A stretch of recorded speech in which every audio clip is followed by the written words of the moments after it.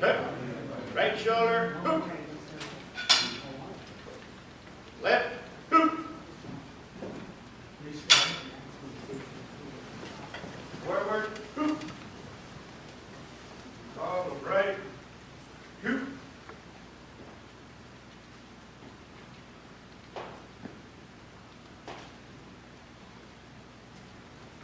Squat, halt. Right, hoop. Post collars, post.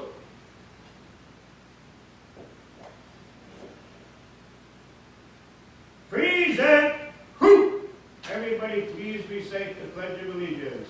I pledge allegiance to the flag of the United States of America and to the republic for which it stands, one nation, under God, indivisible, with liberty and justice for all. Order. Right shoulder, hoop. Left, hoop. Forward, hoop.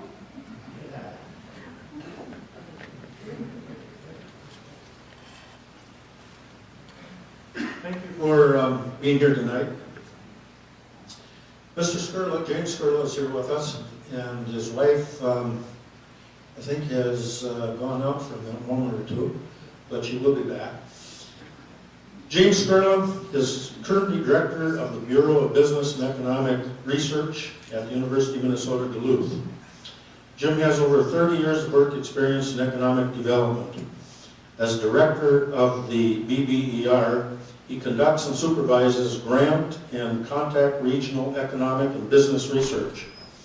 When Jim was a business development specialist at UMD's Natural Resources Research Institute Business Group, he worked with business development for aquaculture, wood, peat, and clay products. Jim has experience in business plans, economic impact and feasibility studies, business assessments, and loan packaging. His education, he was, in 1977, he received his MA in economics, University of Wisconsin-Milwaukee, in statistics and finance. In 1975, he received his BA, I'm going backwards in time, in economics, minor in business administration at the University of Minnesota, Duluth.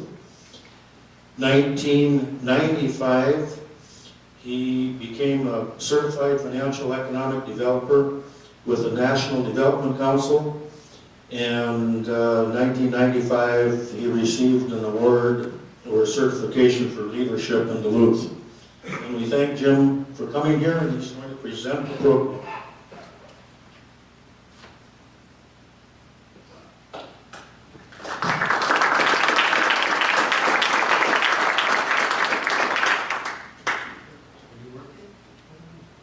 Your second. There we go. Okay, thank you. In case you're wondering about the date here, the complete title of my research here is actually the economic impact of ferrous and non-ferrous mining on the state of Minnesota and the Arrowhead region of northeast Minnesota plus Douglas County, Wisconsin. That doesn't all fit on a slide. So I shortened the title. And if you may be wondering why December 3rd, in fact, Gerald had just asked me, if you remember fondly back, this is the first time I was supposed to come up here. So that this is actually, I decided to keep the same date, but that was actually one of our first blizzards of this year, which has never stopped happening. So that we're moving along. But anyway, what this study was I was asked by a group of people to look at the economic impact, and actually this is an update of a study that I did. This study was 2012, it was released in December and November of 2012, but I actually had done the same kind of study back in 2009 with all the interest in copper nickel mining and the mining industry and SR steel and all these other operations gearing up a little bit. I was asked to update the 2009. So what you're going to see here is an update of actually an earlier project that I worked on. And what's in the study, and I'll just want to cover tonight very quickly, I'll give you some of the highlights, is we'll talk about some of the definitions when you do an impact study, and then we'll talk about some suppliers, and then the taxes that the mining industries pay, and then we'll look at the impacts of both construction in the mining industry and operations for both ferrous, or the iron side of mining, and the non-ferrous, which is pretty much typically called the copper-nickel side. And then we'll talk about the new projects here. That's kind of what's in the report also. Just to make it clear, in the report, and when I said the economic impact of Minnesota and the Arrowhead region, we actually did a parallel study. So there's actually sets of the same tables for the state of Minnesota and then the Arrowhead region. And what's interesting about this is you may be wondering, why did we include Douglas County, Wisconsin? As it turns out, a lot of the suppliers and support industry for the mining industry is down in Douglas County. A lot of the businesses, hydraulics, maintenance and stuff, actually work out of Wisconsin, but they drive all the way up north here, and one of their bigger clients is the mining industry. So that the funders insisted that we include Douglas County on this. So it's actually an 8-county region rather than a 7-county region when we did the study. And so to kind of explain what this is all about, first of all, I need to explain what in-plan and input-output analysis is. In-plan is actually a proprietary piece of software. It's called Impact Analysis for Planning. And what it is what an input-output model does is it measures what are commonly called the multiplier effects, or the rounds of spending that happen when you do something. So when the mining industry spends $1 in the region, that money is circulated in the local economy through the workers and other businesses. So what this model does is it measures all those rounds of spending, and it comes up with that multiplier effect. And what's interesting about this model is you can use it to actually look at new projects like SR Steel and different projects, Polymet, we've done studies about that, projects that aren't currently going on, but you can also use it to look at your economic base or as a descriptive tool. So they can look at what's currently going on in the economy through this input-output modeling that I have. But this third bullet is very important. I want to point this out and answer the question before it gets asked. This is not a cost-benefit analysis. We did not look at all the costs, the environmental costs, and what are commonly called in economics externalities and other costs. This would be an impact study is part of a cost-benefit analysis, but it's not a complete cost-benefit analysis. So that the reason we did this is that when you do environmental impact statements and stuff, they don't require a complete cost-benefit. They just want to compare the benefits and compare project by project which projects give them the best benefits, and that's why these impact studies are done and requested. So I just want to make that clear when we're looking at this. But it is a recognized tool here. And what you're looking at here is, in the background there, that's a letter from the U.S. Department of Agriculture.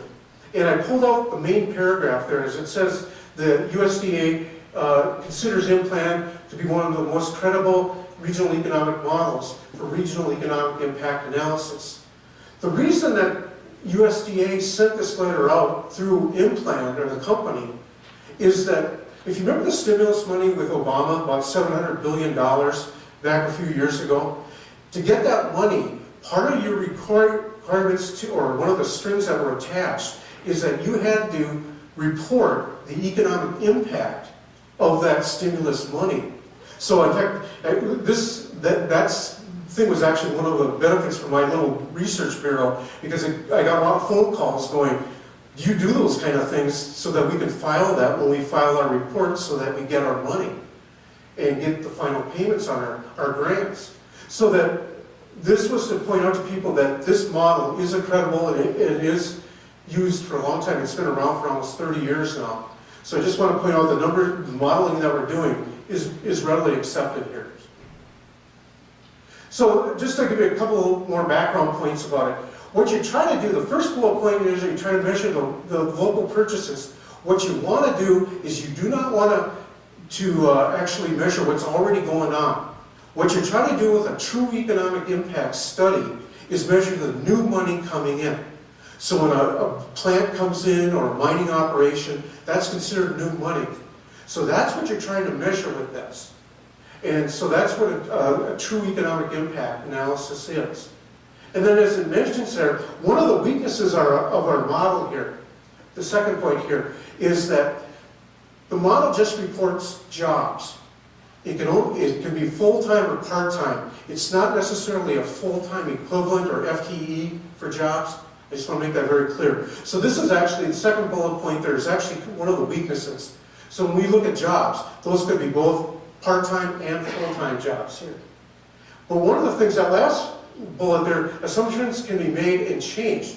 One of the reasons I like this model is I can actually go into the model and change something. When I know something about the region, and I'll explain this when I look at the non-ferrous side, how I changed it. If you have better knowledge than the model does, or the statistics that are in there, I can actually go in there and change the analysis if I know something more than that can be updated here. And so, before we begin and show you some of the results and the economic impacts, a typical university person, I've got to give you a lesson on definitions here first, so that you understand what we're looking at. When you do this, there's 3 different measures here that are listed up here. We got value added, output, and employment. Value added, I want you to think of as primarily wages.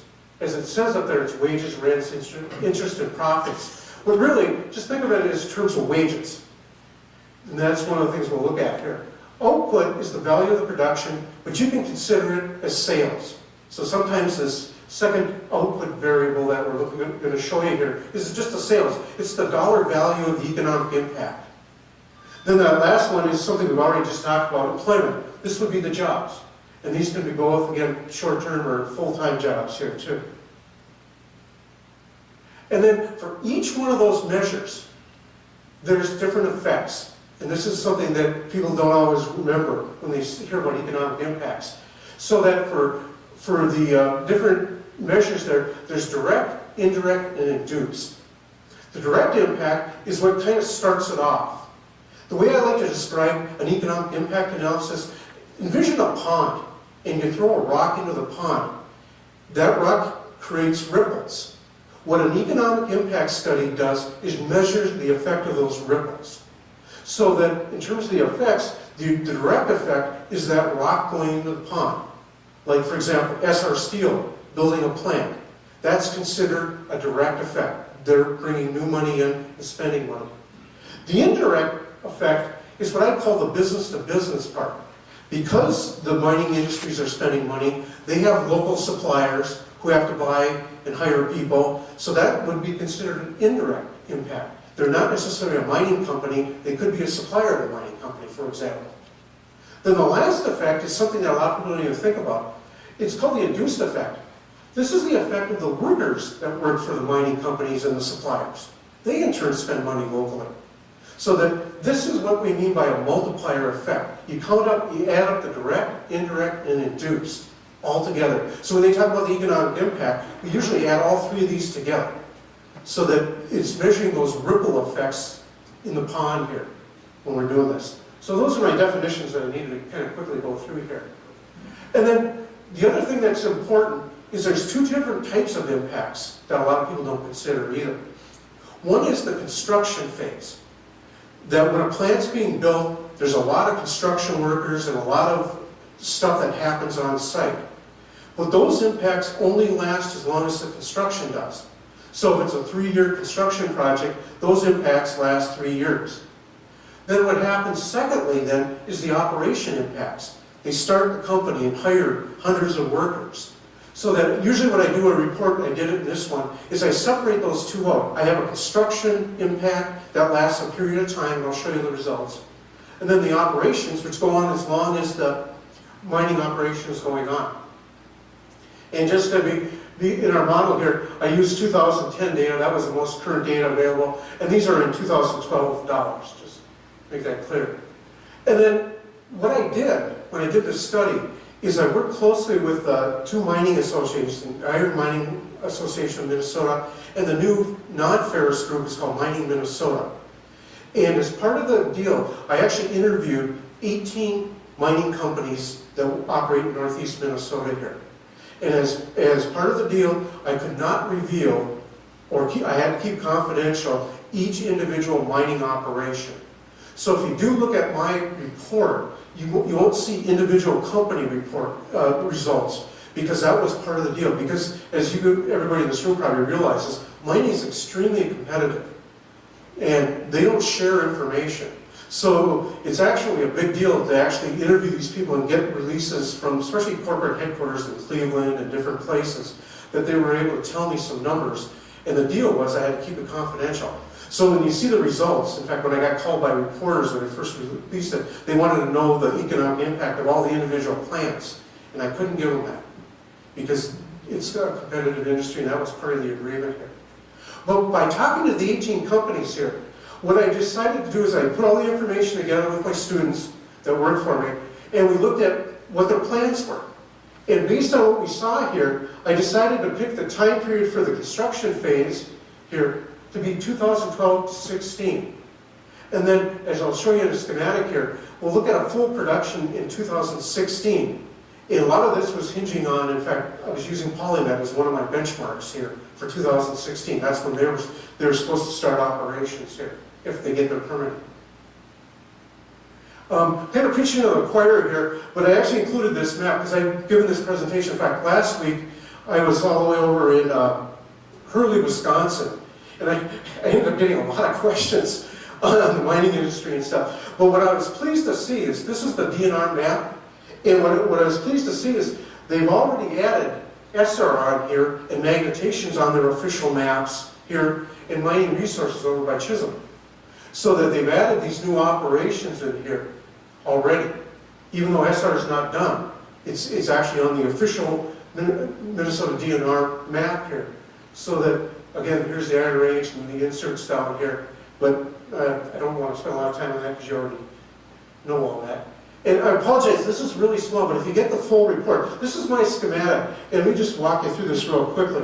What does this talk about? Here's all the mining operations here that are currently going on. And then what we did is we looked at all the individual projects down here.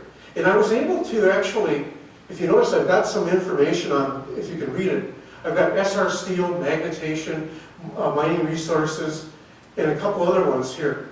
And you may be wondering, why did I put those in if it was supposed to be confidential?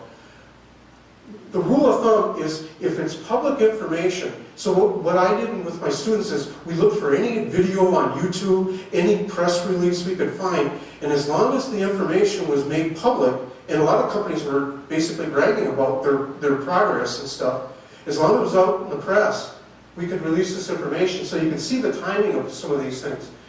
So the purpose of this is, we looked at the construction down here, 2012 to 16, then I looked at when the operations were going to be, and I picked the year 2016 here. That's what this green line is.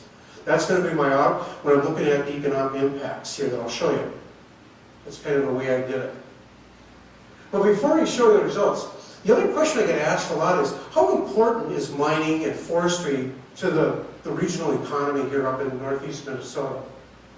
What this indicates here, this mining of 30%. 30%, our economy up here in northeast Minnesota is about a $15 billion economy. 30% of that is mining and mining related. So it's still a very important part of our economy here. And you can see forestry is about 10%, and then tourism is about 11%. In fact, when I update this periodically, forestry actually has been slipping with the closing of the OSB plants and some of the other things. Forestry is struggling right now, and they're trying to find a new use for a lot of the wood, with paper not being as popular and not needing as much production out of the paper mills.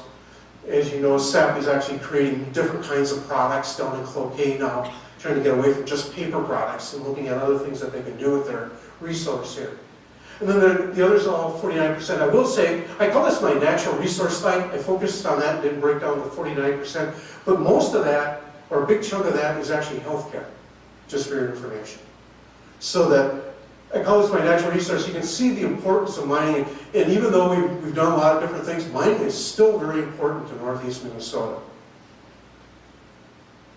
Here's the suppliers. And I mentioned, I've given this slide a number of different times.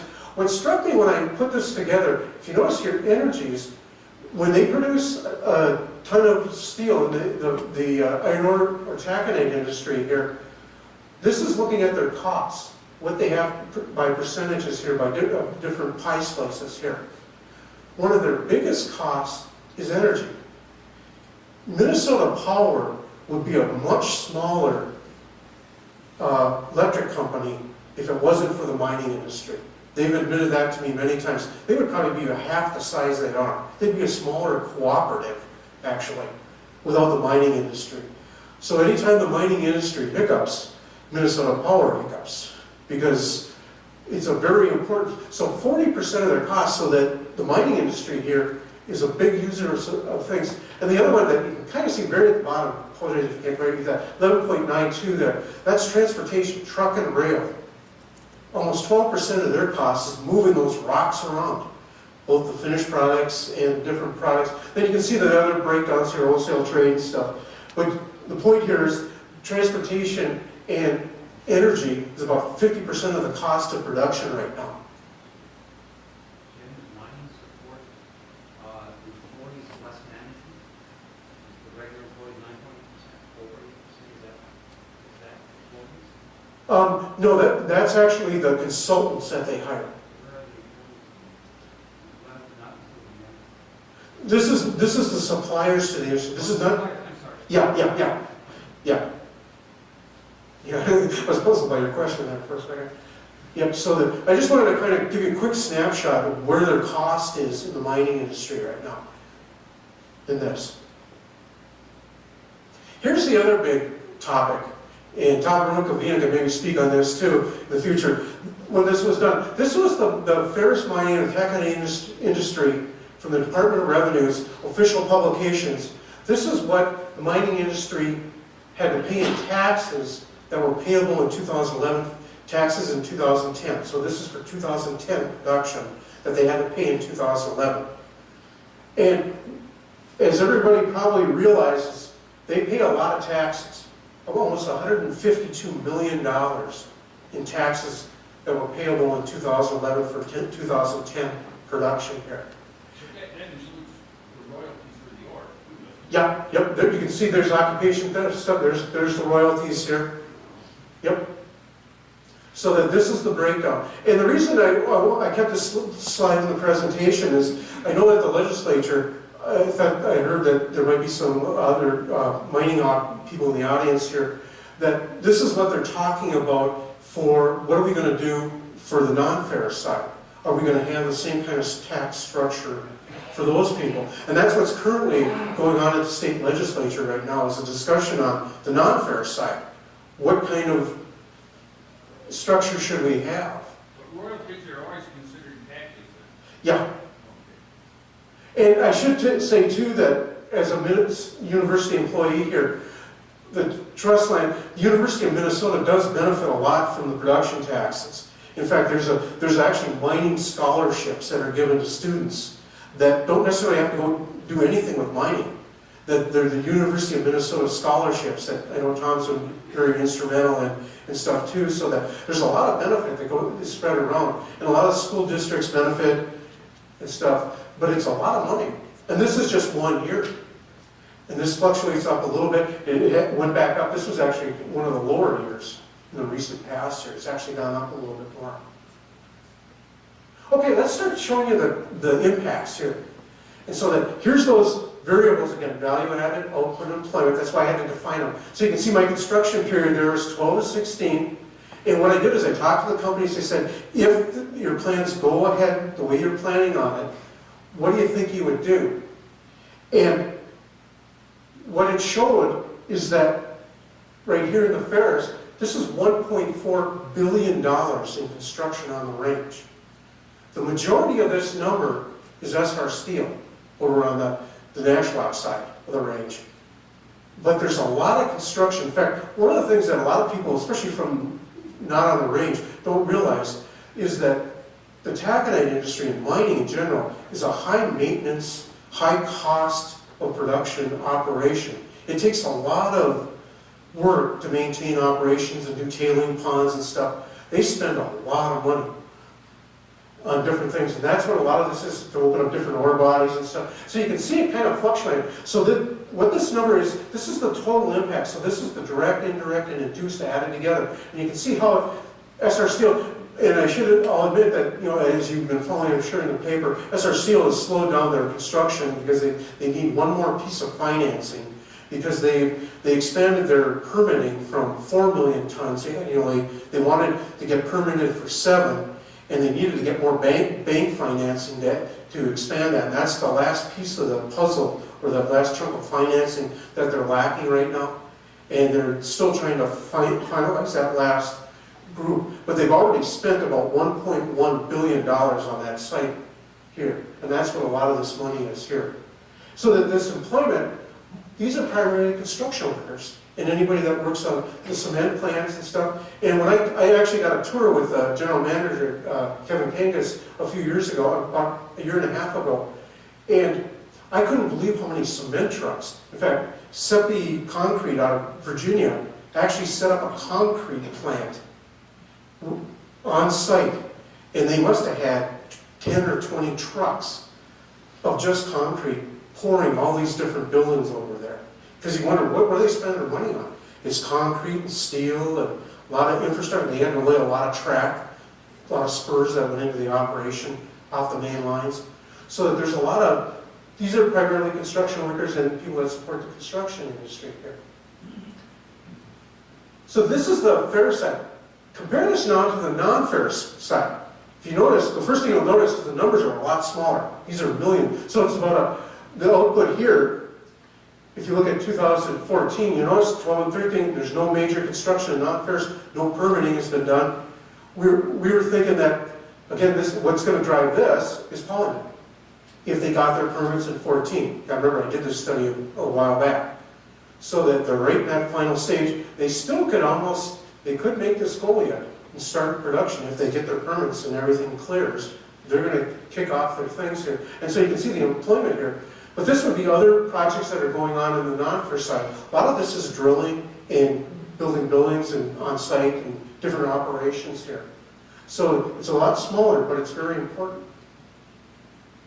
So let's start showing you some numbers here on this. And the first thing I want to show you, in the full report, if you want to pull it up, here's the 3 effects I wanted to show you how this is calculated. So these numbers, you add these up to get these effects. And I blew up the numbers here. The first number I want to point out, in this 2010, the average employment in the mining industry here was about 3975 in my model. The good news is that's about, right now, they're at about 4,400. So it's actually gone up quite a bit. So this is actually kind of a conservative number. So that when we add up all these numbers going across, here's the direct effect here. So when we say that the mining industry has about a $1.7 billion impact directly on the region here because of all their operations. When you add up all the effects here, it comes out to be about a $3 billion industry. We add in suppliers and stuff. The question I get most asked when I do these presentations, well, who are all these indirect? It can be everything from the suppliers, people that do the hydraulics, the maintenance, because they do a lot of subbing of contracts. It's the retail stores, it's the gas stations, it's the doctors, the hospitals that benefit from having a mining operation here, because if they weren't here, these other support industries wouldn't be here. So that what this says is that the mining industry had about a $3 billion impact. So looking at the jobs here, that almost 4,000 jobs actually creates in the region here, or for say Minnesota, about 11,000 jobs are supported because the mining industry is here. This is what we mean by the multiplier effects. So this is the ferrous side. I want you to focus on the second group here. You can see this was what I call my baseline number 2. This is the non-ferrous side. You can see it's much, much smaller. In fact, one of the things when I've given this presentation, a lot of people say, well, there is no copper mining industry here. There is no non-ferrous industry in the state of Minnesota. Yes, there is. There's a lot of people poking holes in northeast Minnesota and drilling and doing things they have for a long, long time. And when I interviewed the non-ferrous side, I actually got an employment number of over 200. In fact, it was about 220. But just to be conservative, I cut the number back to 175. This is one of the adjustments I made in my model. I said, okay, we're going to start with only 175 people working here. But because that industry, and Polymed is operating in a respect, I mean, they've got an office with employees up here, and they can finally their EISs and doing all kinds of other work. And because that's happening here, the 175 is actually generating about 550 jobs for the state here, is what that number means. And then if you look at the wages, the value added there, you can see that it's about 111 million indirect here, and that adds about 150 million to the state economy in terms of primarily wages. So it's a lot smaller, but there's not as much activity yet, but it has some potential. So let's talk about that potential. Here's the fair side, and this is just the new projects that they could be doing. There's a lot of potential expansion in the mining industry in the future. So that these numbers here, the value-added output and employment here, these would be new product so that there could be another 5,000 people once these projects get going and the expansion happens. And that can generate a total effect of about 14,000 in new employees in the ferrous side or the iron side of the mining here, with an output value of about $4 billion. On the non-ferrous side, if they get going, the employment could jump up from about 175 to 427, and those would generate an additional 1,345 jobs and have a value of about 217 total effect off of a directive of 140. So that if and when the non-ferrous side starts getting geared up here, this could really start being a real good economic engine for Northeast Minnesota. Okay, this is a slide that adds everything together. One of the questions that I was asked by the funders is, what's the potential for the ferrous and non-ferrous? If all the project happened as they planned, how big could it be? This is the slide that answers that question. And what I said here is that directly you can see it could be 2.9 billion or almost 3 billion with 9,000 jobs. The total impact, and this is the number you probably saw in the paper, the output, the mining industry in 2016 could be a $7.7 billion industry up here in terms of the total economic impact. And it could be responsible for 27,000 jobs. And in other presentations, and I got phone calls from different people, they said there's no way that we could have 27,000 jobs. But I know there's another presentation after. I remember when I first started, I've been looking, as he mentioned, 30 years ago, back when I started doing this stuff in the 80s. If you remember, the mining industry had 15,000 people working in the mining industry back in the 1980s and 70s, before the collapse back in the 80s. So that these numbers really aren't out of line that much, I don't think, if these industries get geared back up again. Well, it includes part-time jobs, too. Yeah. Okay, at that, I'm going to leave it. The reason I just like, I don't know, Gerald, if you're going to make this available, I just want to point out on my contact slide here, here's where we don't send out reports anymore, we post them on our website, and that's what you see right here. I don't know if you're going to make this presentation available or anything. If anybody wants to know, you just go to my website and look for projects here. This is the link, you can download the PDF or look at the slides, so that here's the whole report. This is the new technology. We don't print 50 copies or 100 copies of reports much anymore. We let people go get the reports. We post them on our website. That's what this HTTPS is. It's our secure website. And this is the link to our full report here. We have Yeah. Okay. With that, I think I'll stop. Or do you want me to take questions first? If you would like. Yeah. Yeah. Go ahead, Tom. If you narrow it down, instead of using the 8 counties, and narrow it down the percent, you say it's 30% of our economy in the 8 county area. But if you took out Coochin County, which is a little farther away, Yeah. Carlton, and just concentrated it on St. Louis and perhaps St. Louis and Lake, and Itasca, what would that number come? Oh, Is there a way to I'd have to do that, but it would be pretty high, I think, because it's still very important to the region here. I don't really want to give you a number because I'm not sure exactly, but I think it would be higher. And then when you focus it down, of course, to just the Iron Range part of St. Louis and Itasca, Yeah, I'm assuming it gets incredibly high. yep. Because a lot of the people live here and work here too, so, yeah.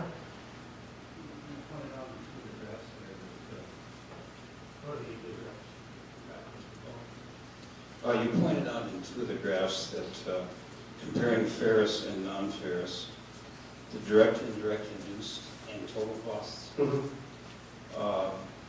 just roughly, it's the non-ferrous is about 5%. It's actually under 5% of the ferrous. Now, taconite, as for instance, so it's a very small portion of the mining economy. Currently, even almost minuscule, and even your wildest hopes is a very small portion of the current of total mining. Yeah. And even though you don't know yet, the amount of taxes would be as small. Yeah. Second question, Esser, Minnesota, what is happening there? Where they are right now in talking to people, and be honest with you, I read the papers just like you do. I haven't talked to Kevin in a while. I haven't bumped into him for a while, but where they left it, again, just to make sure everybody understands what they were trying to do here. They originally started with a plant that would produce 4 million tons a year out of that plant. And what they decided to do, since they're going through this whole long, elaborate process, and they had the resources, after they looked at their mining, their sources of supply and stuff, they decided to expand their permit up to 7 million, so that they had the capacity to almost double what they wanted to do out of that site. Unfortunately, when they got their financing in place, originally, it was for the 4 million, and they've added some other costs to that, the bigger facilities and stuff. So where they are right now, and why things have slowed down, is they're having trouble getting that last piece of money from investors or banks around the world. Can I just add one thing, in reference to that? All their money, or the vast, vast majority of that 1.1 billion already spent, Esser, Minnesota is a subsidiary of Esser, India. Yeah. All that money, let's say all of it, because I think almost all of it, came from India banks. They know exactly. These people don't spend $1 billion and all of a sudden, well, we're going to go from 4 to 10 or 11. They know they're going to do that. And if they've already given $1 billion, I would think, if they're reasonable, they would give $700 million in a heartbeat, and they're not. So his taconite prices haven't decreased. They're at an all-time high. There's something going on that you're not saying. Well, I'm not saying because I don't know. It's an Indian That's not company. reasonable. No, I'm not trying to withhold information. I don't have. I think Your explanation is not reasonable. Well, I think what's more reasonable, I think, is these are global companies, and you got to look at SR's global stuff. Maybe they're having trouble with some other things. I don't know. In fact, I haven't been able to talk to Kevin to find out exactly what. I was a little surprised that they haven't been able to line up that last piece. I agree with you, actually. It seems reasonable that they should be able to do that. I'm concerned about it, but I think they've already spent, 1.1. I can't imagine they would walk away from this project. That I can't imagine either, and why it wouldn't be uniform money. We just continually come in. Yeah. I don't, that's a great question. I think you need to ask SR that question. I don't have the answer. I'm not privy to, international financing and this stuff is all, my answer to that is you need to talk to SR and see what they say. I'm sure you have. What answer have you got? Yeah. This press release that they issued stated that there was a consortium of 7 banks to support the last funding. Yeah, that was in the last, I saw that too. There, 5 of those 7 banks had signed off to complete the financing. There was 2 outstanding that needed yet to come to the table. That's the last of that was presented by SI, and that was public information. Okay. Can you tell us what they're doing there? I haven't followed it. That's not a taconite pellet, is that a... Yes, it is. It's a taconite. Regular taconite It's a taconite pellet. Pardon? Flux pellet? Yes. It also requires a value-added direct reduced iron or steel plant.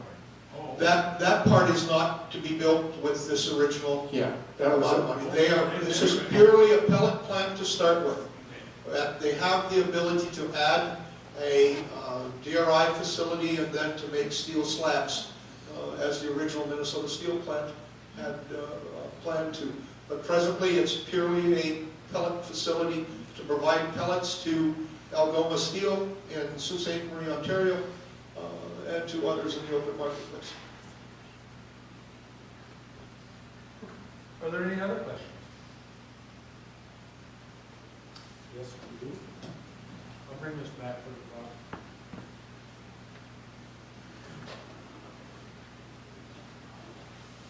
Rob. You gave us numbers on percentage of mining that contributes to this area. Now, I've seen numbers that Minnesota's gross regional product or something, it was a little less than 300 billion. Do you have any numbers that would tell us what percentage of that is mining, non-fuel minerals? Boy, not off the top of my head. I'd have to dig that out. Okay, thank you. Yeah.